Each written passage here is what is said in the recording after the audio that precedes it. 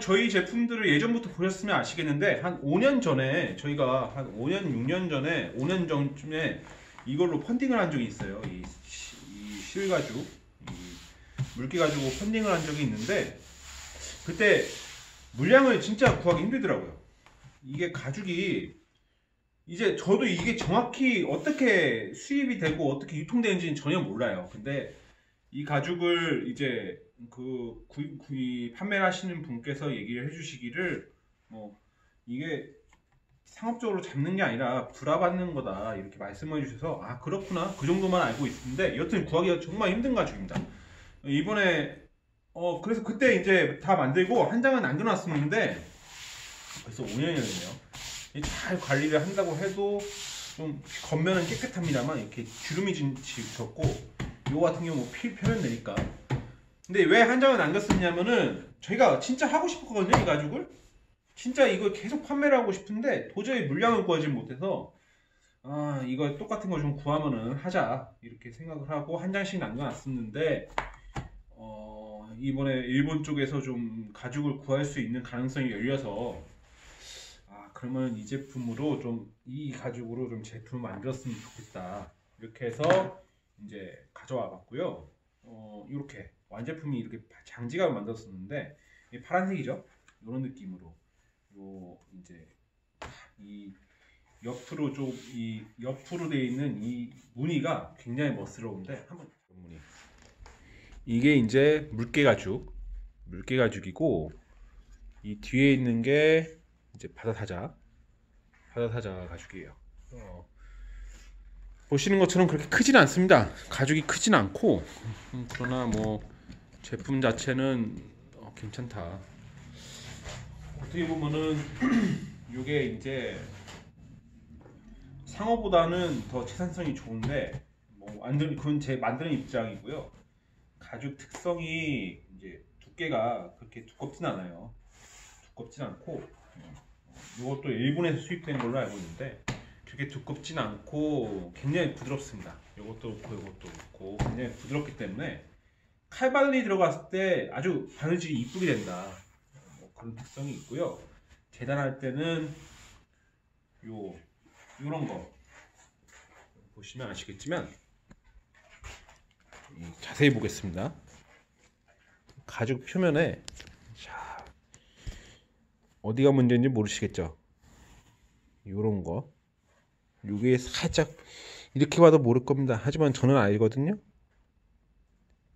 아 아니네. 상처인 줄 알았는데 이건 상처가 아니고요. 무늬네요 무늬. 여기 있네.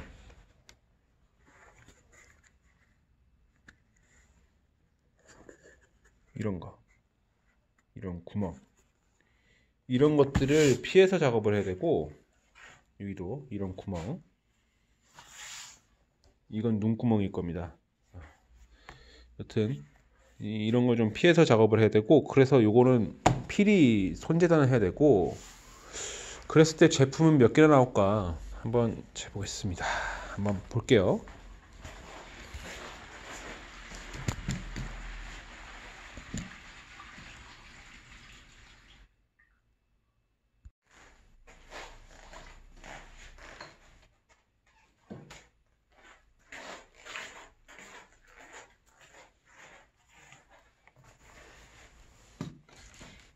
이 원판을 이렇게 대면서 개수를 가늠할 수가 있는데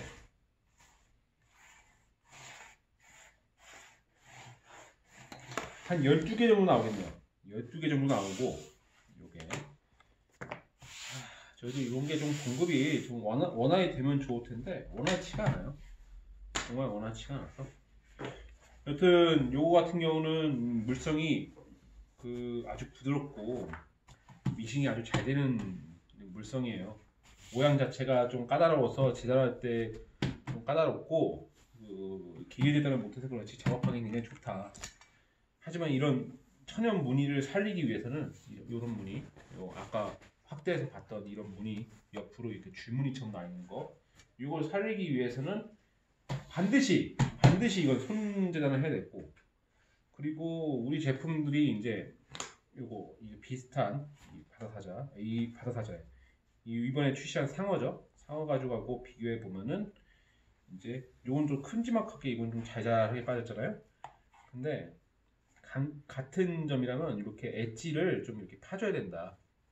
엣지를 좀 파서 작업을 해야 될 거고, 그러면 이제 이게 그 지갑에 미싱 박히는 단면이 이렇게 마른 모가 되기 때문에, 제가 미싱 강의에서도 이제 블로그 미싱 강의에서도 가죽공예 미싱이 어려운 이유 해갖고 이제 강의를 할 때 이제 써놓은 것처럼 마른 모 모양이 되기 때문에 미싱을 할 때 안쪽으로 집어 넣으면서 이제 미싱을 해야 돼서 저속으로 돌려야 되는 문제점은 있지만, 우리 제품 대부분이 그러니까 그거는 뭐 특별히 얘만 그런 건 아니고 하여튼 그런 특징이 있고요.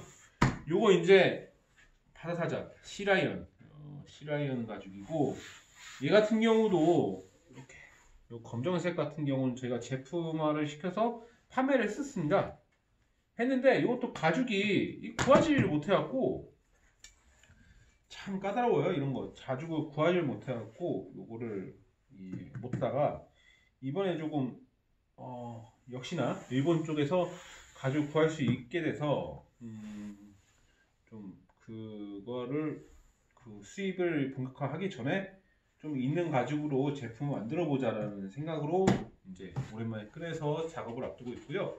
좀 더 자 보면은 상어가 제일 작고 이 무늬를 제가 보여드리겠습니다. 자, 이렇게 보면요, 상어가 제일 무늬가 작죠. 그 다음에 요 바다사자고 요 무늬, 이 세 개의 무늬 차이 보이시나요? 상어가 제일 작고 물개가 그 다음 바다사자입니다.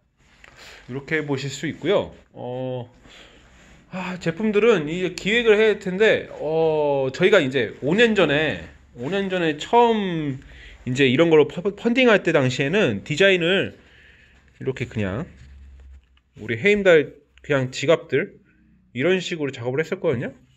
이렇게 뭐 저희가 이런 형태는 오랫동안 팔아왔으니까.